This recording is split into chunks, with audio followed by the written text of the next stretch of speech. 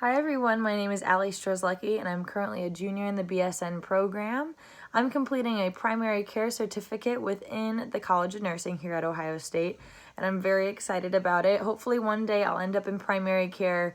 I just think there's a lot more emphasis that needs to be put on preventative care, and that's why I've always been interested in primary care as a whole. But someday, hopefully, I'll find myself there, but who knows?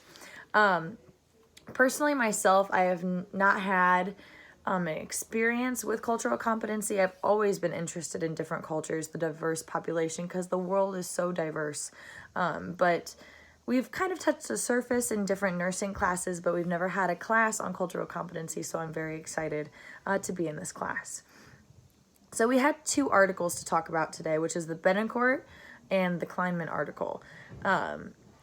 The first one that I read was the Kleinman, and it really highlights ethnography, and this is an idea that I love. I really like the idea of really taking a native's perspective.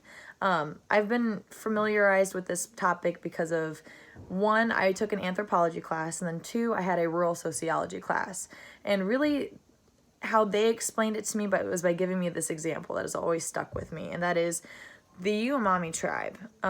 They're native to, I believe it's Africa, but they, as a tribe, eat the bones and the ashes of their dead. And from my cultural perspective, that's really hard to understand because I think it's very extreme, very drastic. But the reason behind it is that they do it so the souls of their dead can find their way to paradise. That's their way of doing that. And I think that's why it's so important to have ethnography as a focus, because it's really looking at it empathetically, and that's a big thing in nursing practice as well, as being empathetic. We don't have to understand, but we need to really try to find their viewpoint and help in that way. They also kind of highlighted a certain way of dealing with and kind of combating disparities, and that was by having a explanatory model approach, which I thought was very important as well. Kind of going through the 6 steps and finding out what a patient believes and how they believe it and how it's going to affect their overall health. I thought that was a very good approach. I really liked all of the steps they had in there. And they did have a little bit of a problem with cultural competency. This article stated that cultural competency reduces the value of culture to a skill to be taught. And that's when I started to move on to the next article, because they really argued and had a viewpoint that cultural competency is a great thing. I still haven't seen this viewpoint from the Kleinman article that it reduces culture to a skill to be taught. I haven't seen that yet, but yeah, I have yet to understand the way that they're talking about that. So maybe some other people in this class can shine a little bit of light on that, because I have a little bit of questions about that. But moving on to the second article, they really found the barriers to cultural competency, and then they provided interventions that we could put into practice to really combat disparities and combat allow cultural competence to be increased in different levels. So I really liked how they talked about the levels, the socio-cultural barriers at a multi-level view. They talked about organizational interventions, structural interventions, and clinical interventions, all which I found very interesting. There's just so many to list. But I also really enjoyed the fact that they looked at social determinants in this article, and I think that is so important. Social determinants are really a staple when you're looking at culture. I took a class over the summer for primary care, and they really talked about a lot about social determinants of health. And believe it or not, this really struck me hard, this statistic especially. 20% of overall health is driven by clinical status. So that is access to care as well as what we do for people in the clinical setting. 80% of overall health is driven by social determinants of health.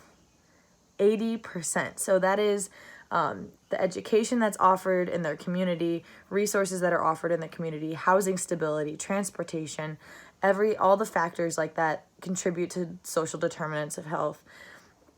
And I thought it was so important. That's why these disparities exist, because of this uneven distribution of resources and power and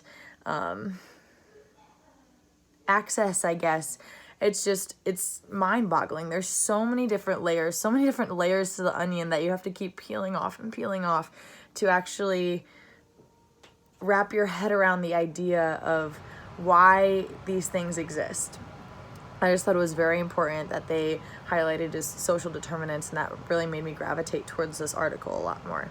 But both very good articles had a little bit different approach to how to combat disparities in the healthcare system and how we can be more sensitive to culture and know more about different cultures and how we can provide quality care. But again, I think that's the overall goal for both of these articles. We want the best for our patients. We want them to have access, and we want to be able to give them the quality care that they deserve. And then in the lecture, I loved the lecture because it really gave me a basis for cultural competency that I've never had before.